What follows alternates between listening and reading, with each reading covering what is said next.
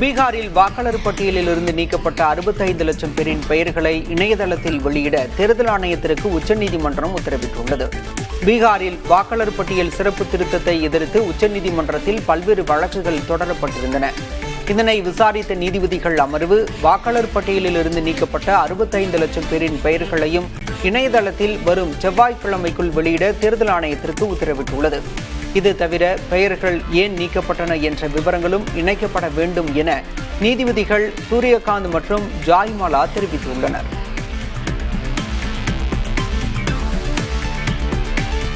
தூய்மை பணியாளர்களுடன் பேச்சுவார்த்தை நடத்த அரசின் கதவுகள் திறந்தே இருப்பதாக நிதியமைச்சர் தங்கம் தென்னரசு தெரிவித்துள்ளார்.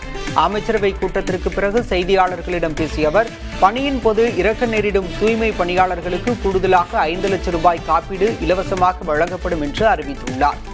தூய்மை பணியாளர்களின் குழந்தைகளுக்கு கல்வி கட்டணம், விடுதி கட்டணம் வழங்கும் வகையில் உயர்கல்வி உதவித்தொகை திட்டம் செயல்படுத்தப்படும் என்றும், சொந்த வீடு இல்லாத தூய்மை பணியாளர்களுக்கு 30,000 குடியிருப்புகள் கட்டித்தரப்படும் என்றும் தங்கம் தென்னரசு தெரிவித்துள்ளார். சென்னையில் தூய்மை பணியாளர்கள் கைது செய்யப்பட்டதற்கு எதிர்ப்பு தெரிவித்து தமிழ்நாட்டின் பல்வேறு மாவட்டங்களில் போராட்டங்கள் நடைபெற்றன. திருச்சியில் மறியலில் ஈடுபட்ட மக்கள் கலை இலக்கிய கழகத்தினர் கைது செய்யப்பட்டனர். சேலம் மாவட்டம் மேட்டூர் நகராட்சி அலுவலகம் நோக்கி தூய்மை பணியாளர்கள் பேரணி சென்றனர். இதே கோரிக்கைகளை வலியுறுத்தி மயிலாடுதுறையில் LTUC சங்கம் சார்பில் ஆர்ப்பாட்டம் நடைபெற்றது.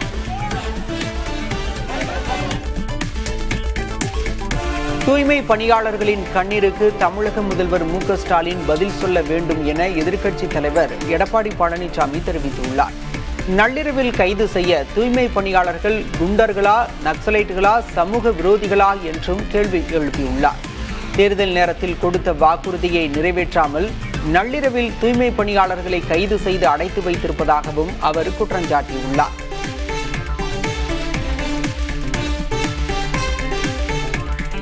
தூய்மை பணியாளர்கள் கைது செய்யப்பட்டிருப்பது வேதனை அளிப்பதாக தமிழ்நாடு காங்கிரஸ் கமிட்டி தலைவர் செல்வ பெருந்தகை தெரிவித்துள்ளார். நீதிமன்றம் கூறினாலும் கூட காவல்துறை தாயுள்ளத்தோடு அணுகியிருக்க வேண்டும் என குறிப்பிட்டுள்ளார். கைது செய்யப்பட்டுள்ள தூய்மை பணியாளர்களையும் அவர்களுக்காக போராடிய ஜனநாயக சக்திகளையும் விடுவிக்க முதலமைச்சர் நேரடியாக தலையிட்டு சுமூக தீர்வு காண வேண்டும் என செல்வ பெருந்தகை வலியுறுத்தியுள்ளார்.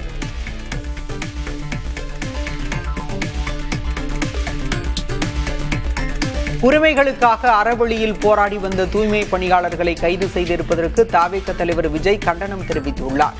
நள்ளிரவில் நடைபெற்ற இந்த கைது நடவடிக்கையை பார்க்கும்போது மனசாட்சி உள்ள எவராலும் தாங்கிக் கொள்ள முடியாத அளவிற்கு பெண்கள் மீது வன்முறை கட்டவிழ்த்து விடப்பட்டிருப்பதாக விமர்சித்துள்ளார்.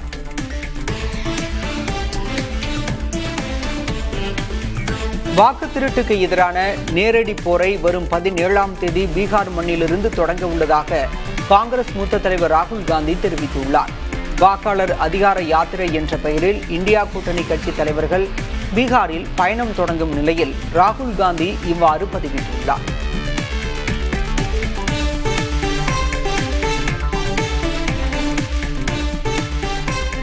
வாக்கு திருட்டு போன்ற மோசமான வார்த்தைகளை பயன்படுத்துவது கோடிக்கணக்கான இந்திய வாக்காளர்கள் மீதான தாக்குதல் என தேர்தல் ஆணையம் கூறியுள்ளது. ராகுல் காந்தியின் தொடர் குற்றச்சாட்டுகள் குறித்து தேர்தல் ஆணையம் அறிக்கை ஒன்றை வெளியிட்டுள்ளது.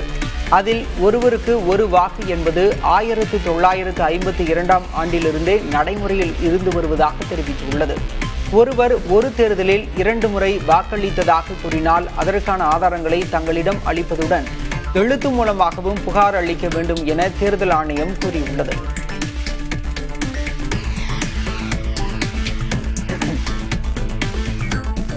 தெருநாய்கள் பிரச்சினைக்கு அரசு அதிகாரிகளின் அலட்சிய போக்கே காரணம் என உச்சநீதிமன்றம் தெரிவித்துள்ளது.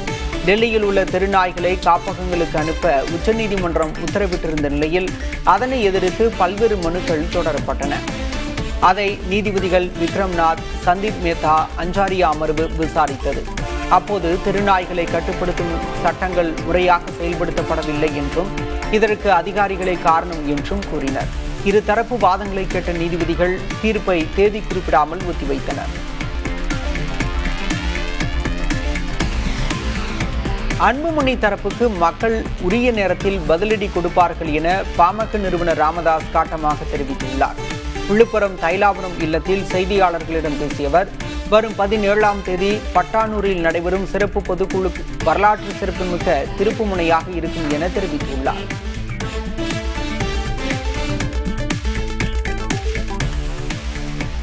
துணைவேந்தர்கள் நியமனம் தொடர்பான வழக்கை விரைந்து விசாரிக்க கோரி தமிழ்நாடு அரசு விடுத்த கோரிக்கையை ஏற்றுக்கொண்ட உச்சநீதிமன்றம் இந்த வழக்கை வரும் ஆகஸ்ட் 22ஆம் தேதி விசாரிப்பதாக அறிவித்துள்ளது.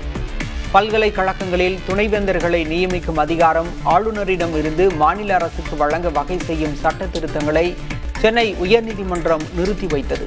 இதனை எதிர்த்து தமிழ்நாடு அரசு உச்சநீதிமன்றத்தில் மேல்முறையீடு செய்தது குறிப்பிடத்தக்கது.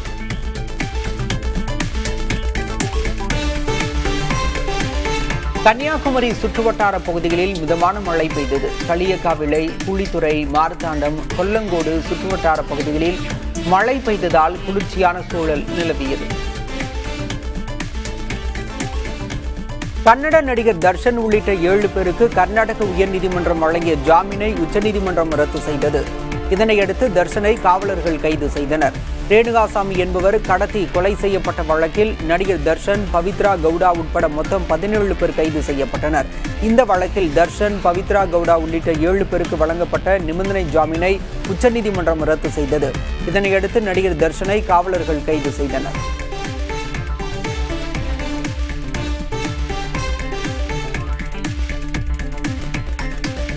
கடுமையான மழை வெள்ளத்தில் தத்தளித்து வரும் உத்தராகண்ட் மாநிலத்துக்கு மீண்டும் வெள்ள எச்சரிக்கை விடுக்கப்பட்டுள்ளது. இந்திய வானிலை ஆய்வு மையம் உத்தராகண்ட், இமாச்சல பிரதேசம் மற்றும் பல மாநிலங்களில் அடுத்த 24 மணி நேரத்திற்கு திடீர் வெள்ள அபாயத்துக்கான சிவப்பு எச்சரிக்கை விடுத்துள்ளது. குறிப்பாக உத்தராகண்டின் அல்மோரா, பகேஸ்வர், நைனிடால், உத்தரகாசி உள்ளிட்ட மாவட்டங்களில் மேக வெடிப்பு மற்றும் திடீர் வெள்ளம் ஏற்படலாம் என எச்சரிக்கப்பட்டுள்ளது.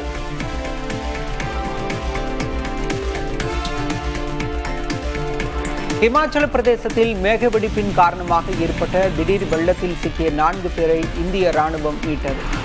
கின்னூர் மாவட்டத்தில் திடீர் வெள்ளப்பெருக்கு ஏற்பட்ட போது அங்கிருந்த சிற்றோடையில் 4 பேர் சிக்கிக் கொண்டனர்.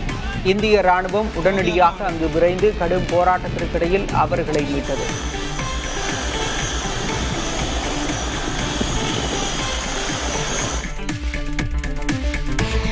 தமிழகத்துக்கு வரவேண்டிய செமிகண்டக்டர் ஆலை குஜராத்துக்கு திருப்பிவிடப்பட்டுள்ளதாக காங்கிரஸ் கட்சி குற்றம் சாட்டியுள்ளது.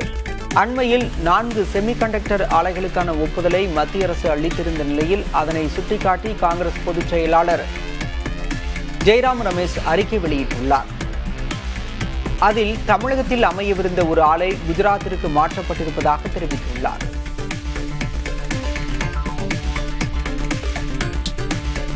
பட்டியல் சாதி மற்றும் பழங்குடியின பிரிவினருக்கான இடஒதுக்கீட்டில் கிரிமிலேயர் போன்ற முறையை அறிமுகப்படுத்துவது தொடர்பாக மத்திய அரசுக்கு உச்சநீதிமன்றம் நோட்டீஸ் அனுப்பியுள்ளது.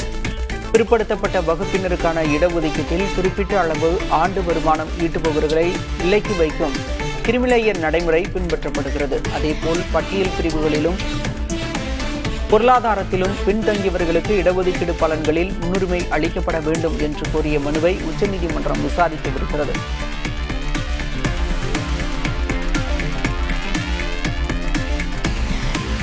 இந்திய தொழிலதிபர் முகேஷ் அம்பானியின் எண்ணெய் சுத்திகரிப்பு ஆலையை அழித்து விடுவதாக பாகிஸ்தான் ராணுவ தளபதி ஆசிம் முனீர் மிரட்டியதாக தகவல் வெளியாகியுள்ளது.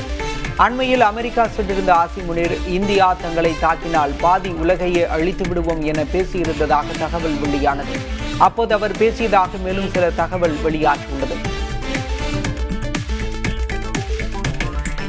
தொழிலதிபரிடம் 60 கோடி ரூபாய் மோசடி செய்ததாக கூறி பிரபல நடிகை ஷில்பா ஷெட்டி மற்றும் அவரது கணவர் ராஜ் குந்த்ரா மீது மும்பை காவல்துறை வழக்கு பதிவு செய்துள்ளது. ஷில்பா ஷெட்டியும் அவரது கணவரும் நடத்திய நிறுவனத்தில் முதலீடு என்ற பெயரில் 60 கோடி ரூபாய் கடனாக கொடுத்ததாகவும், ஆனால் பின்னர் அந்நிறுவனம் திவாலாகிவிட்ட நிலையில் அந்த தொகை திரும்ப வரவில்லை என்றும் தீபக் கோத்தாரி என்ற தொழிலதிபர் புகார் அளித்திருந்தார். தான் கொடுத்த தொகையை தனிப்பட்ட தேவைக்காக இருவரும் பயன்படுத்திக் கொண்டதாகவும் அவர் கூறியுள்ளார்.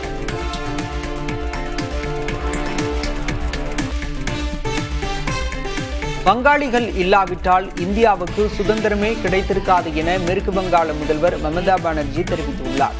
கொல்கத்தாவில் அரசு நலத்திட்ட நிகழ்ச்சி ஒன்றில் பேசிய அவர், ரவீந்திரநாத் தாக்கூர், சுபாஷ் சந்திர போஸ், நஸ்ருல் இஸ்லாம் போன்ற வங்காளிகள் இந்திய சுதந்திர போராட்டத்திற்கு உத்வேகம் அளித்தனர் என்றார். மேற்கு வங்கத்தில் பேரவைத் தேர்தல் நெருங்கும் நிலையில் வங்காளிகளை மையப்படுத்தி மம்தா பானர்ஜி பரப்புரையை தீவிரப்படுத்தியுள்ளார்.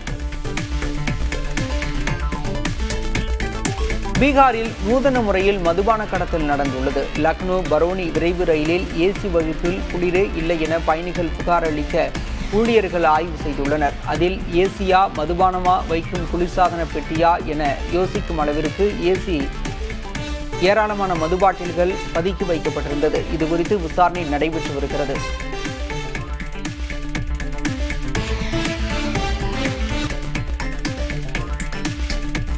சட்டவிரோத ஆன்லைன் சூதாட்ட நிறுவனமான வாரிமேட்ஸ் தொடர்பாக அமலாக்கத்துறை நடத்திய சோதனையில் 110 கோடி ரூபாய் மதிப்புள்ள வங்கிக் கணக்குகள் முடக்கப்பட்டுள்ளன. சைப்ரஸை மையமாக கொண்ட வாரிமேட்ஸ் என்ற சட்டவிரோத ஆன்லைன் சூதாட்ட நிறுவனம் தொடர்பான வழக்கில் அமலாக்கத்துறை ஆகஸ்ட் 12ஆம் தேதி சோதனை நடத்தியது. டெல்லி, மும்பை, மதுரை உள்ளிட்ட 17 நகரங்களில் இந்த சோதனைகள் நடைபெற்றன. குழந்தைகளுக்கான தத்தெடுப்பதற்கான சட்டத்தை எளிமைப்படுத்த வேண்டும் என்று உச்சநீதிமன்றம் கூறியுள்ளது. தற்போது நடைமுறையில் உள்ள சட்டம் சிக்கல்கள் நிறைந்ததாகவும் பொறுமை இழக்கச் செய்வதாகவும் அமைந்துள்ளதாக நீதிபதிகள் கூறியுள்ளனர். ஒரு குழந்தையை தத்தெடுப்பதற்கு சராசரியாக 3 முதல் 5 ஆண்டுகள் வரை ஆகின்றன. இதனால் குழந்தை பேறு இல்லாத பெற்றோர் பலர் சட்டவிரோத வழிமுறைகளில் குழந்தைகளை தத்தெடுப்பதாக நீதிபதிகள் கூறியுள்ளனர். மதுரை மாநகராட்சியில் 150 கோடி ரூபாய் வரி முறைகேடு தொடர்பாக கைது செய்யப்பட்ட மேயர் இந்திராணியின் கணவர் பொன் வசந்தை 26ஆம் தேதி வரை நீதிமன்ற காவலில் வைக்க உத்தரவிடப்பட்டுள்ளது. மாநகராட்சி அதிகாரிகளின் பாஸ்வேர்டுகளை பயன்படுத்தி வரியை குறைத்து மோசடி செய்தது விசாரணையில் தெரியவந்தது. இது தொடர்பாக மாநகராட்சி ஊழியர்கள், அரசியல் பிரமுகர்கள் என 17 பேர் கைது செய்யப்பட்டனர்.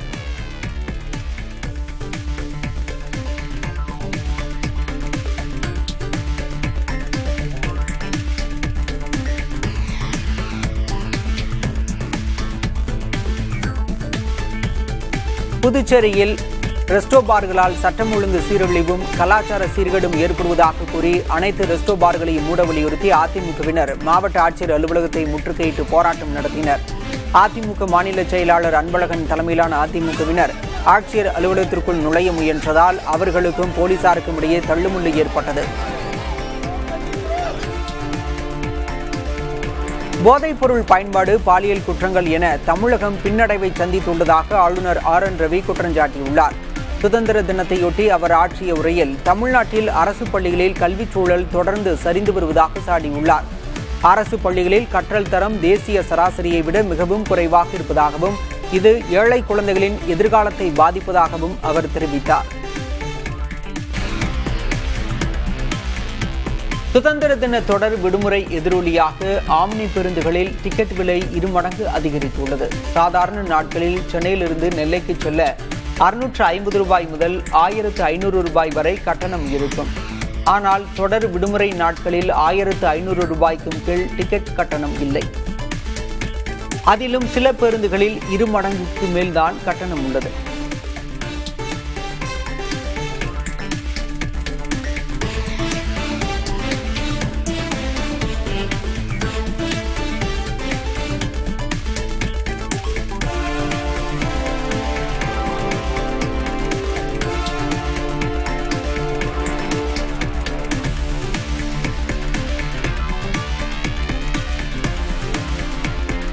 இளைஞர் நலம் மற்றும் விளையாட்டு மேம்பாட்டுத்துறை சார்பில் பல திட்டங்களை முதல்வர் மு.க.ஸ்டாலின் தொடங்கி வைத்தார். புதுக்கோட்டை, திருப்பத்தூர், திருப்பூர் மாவட்டங்களில் 9 கோடி ரூபாய் மதிப்பில் கட்டப்பட்ட சிறு விளையாட்டு அரங்கங்களும், தென்காசியில் 15 கோடியில் கட்டப்பட்ட மாவட்ட விளையாட்டு வளாகமும் திறக்கப்பட்டுள்ளன.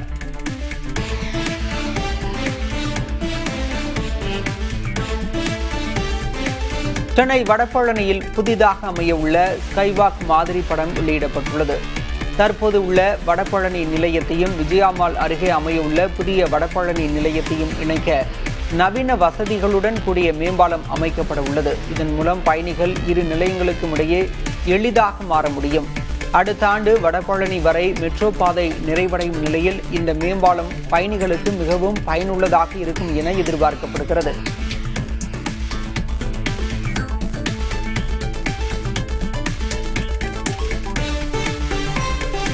மேட்டூர் அணையிலிருந்து காவிரி படுகை பாசனத்திற்கு தண்ணீர் திறப்பு அதிகரிக்கப்பட்டுள்ளது. பல்வேறு இடங்களில் மழை குறைந்ததால் பாசன தேவை அதிகரித்துள்ளது. இதன் காரணமாக அணையிலிருந்து திறக்கப்பட்டு வந்த தண்ணீரின் அளவும் அதிகரிக்கப்பட்டுள்ளது.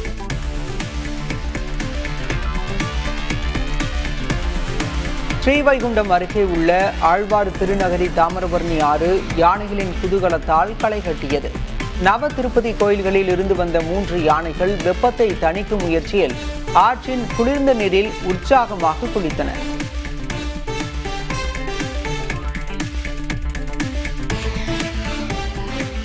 இந்திய கம்யூனிஸ்ட் கட்சியின் 26வது மாநில மாநாடு நாளை முதல் 3 நாட்களுக்கு சேலம் நேரு கலையரங்கில் நடைபெற உள்ளதையொட்டி முன்னேற்பாடுகள் விறுவிறுப்பாக நடைபெற்று வருகின்றன. நாளை காலை 9:30 மணி அளவில் கொடியேற்றுதலுடன் மாநாடு தொடங்குகிறது.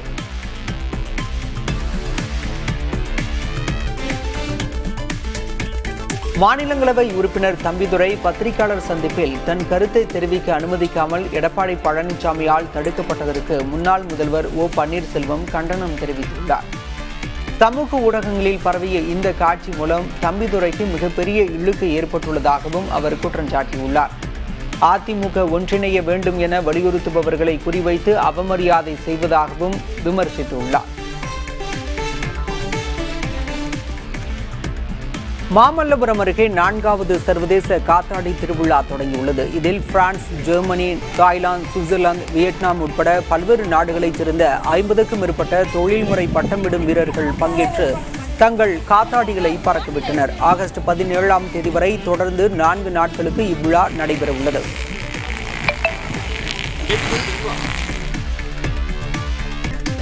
அமெரிக்க அதிபர் ட்ரம்ப் அளித்து வரும் நெருக்கடிகளுக்கு இடையே இந்தியா, ரஷ்யா, சீனா இடையிலான பேச்சுவார்த்தைகள் வேகம் பெற்றுள்ளன.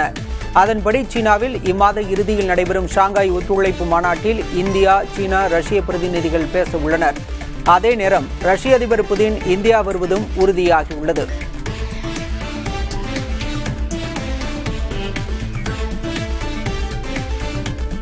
யுக்ரைன் போர் நிறுத்த பேச்சு தோல்வியடைந்தால் இந்தியாவுக்கு கூடுதல் வரிகள் விதிக்கப்பட வாய்ப்பு உள்ளதாக அமெரிக்க நிதித்துறை அமைச்சர் ஸ்காட் பெசன்ட் கூறியுள்ளார்.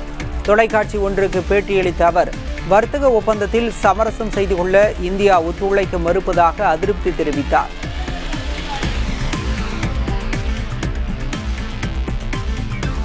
மெக்சிகோ நாட்டில் 90 மீட்டர் நீளத்தில் 1 டன் எடையில் மிகப்பெரிய சாண்ட்விச் உருவாக்கப்பட்டுள்ளது. உலகிலேயே மிகப்பெரிய சாண்ட்விச் இதுதான் என இதை உருவாக்கியவர்கள் தெரிவித்துள்ளனர். 90 பேர் சேர்ந்து 50 வகையான பொருட்களை கொண்டு இந்த மெகா சாண்ட்விச்சை உருவாக்கியுள்ளனர். ஸ்பெயின் நாட்டின் லியோன் பகுதியில் காட்டுத்தீ தீவிரமாக பரவி வருகிறது. தீயை கட்டுப்படுத்த முடியாததால் பிற ஐரோப்பிய நாடுகளின் உதவியை ஸ்பெயின் நாடியுள்ளது. இது தவிர கனடா நாட்டிலிருந்து தீயணைப்பு பணிக்கான 2 விமானங்களும் கோரப்பட்டுள்ளன.